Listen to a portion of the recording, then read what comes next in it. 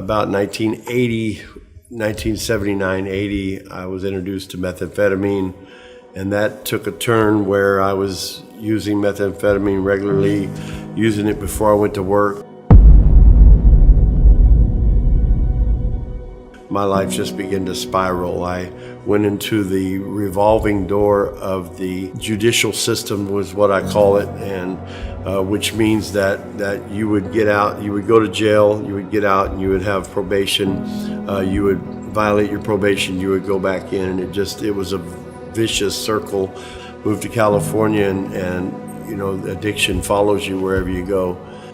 In 1992, my sister Becky, she entered the program of Teen Challenge here in Bakersfield.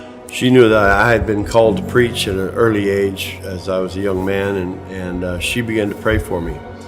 And I could feel it. I knew that she was praying for me, and even in my addiction, I knew that God was moving in my life, and I didn't like it. I hated it. And so I remember talking to her one Christmas on the following year, and I told her, I said, Becky, you need to quit praying for me because I can't handle the conviction. I know that you're praying.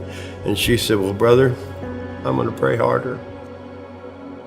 1994 or 1993, actually, I went to jail, found myself looking at multiple charges, and I called her, and she said, brother, you can get into Teen Challenge. I will call a man in Shafter.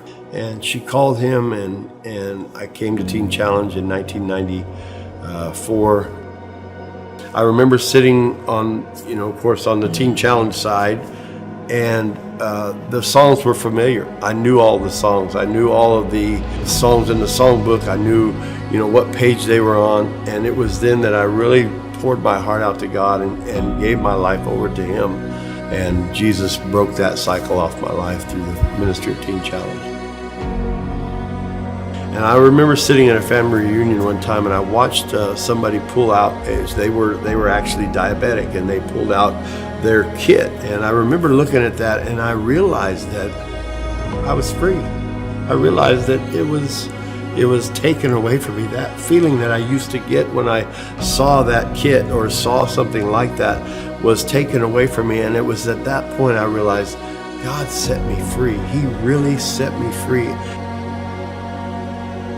I was talking with somebody, and they said, that piano player at Jesus Saves is sure a beautiful lady. And I said, absolutely, she is. And I thought, well, she's already taken, and surely she doesn't want a guy like me, But in my heart, I thought, man, that would be amazing to be able to marry a great woman of God like that.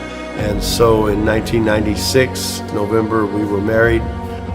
Being called to preach was, I thought, well, that's my preaching, that's my platform, Never really thinking that, hey, I'm going to be the pastor one day.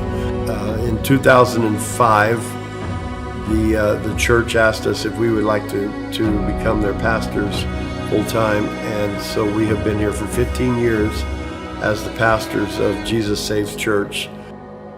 I have been part of a family, part of a group of people that are set free by the miraculous hand of God. I think just being part of that family and just being part of a family that impacts lives all over. I tell people, a lot of our church people, I say, Jesus Saves is nationwide, because there's so many people that come to Jesus Saves Church, and they get saved, and they run to the altar, and then they leave and they go to one of the facilities, maybe in Hawaii, maybe in Romania, or wherever, and somebody asks them, where did you get saved? And they say, Shafter, Jesus Saves.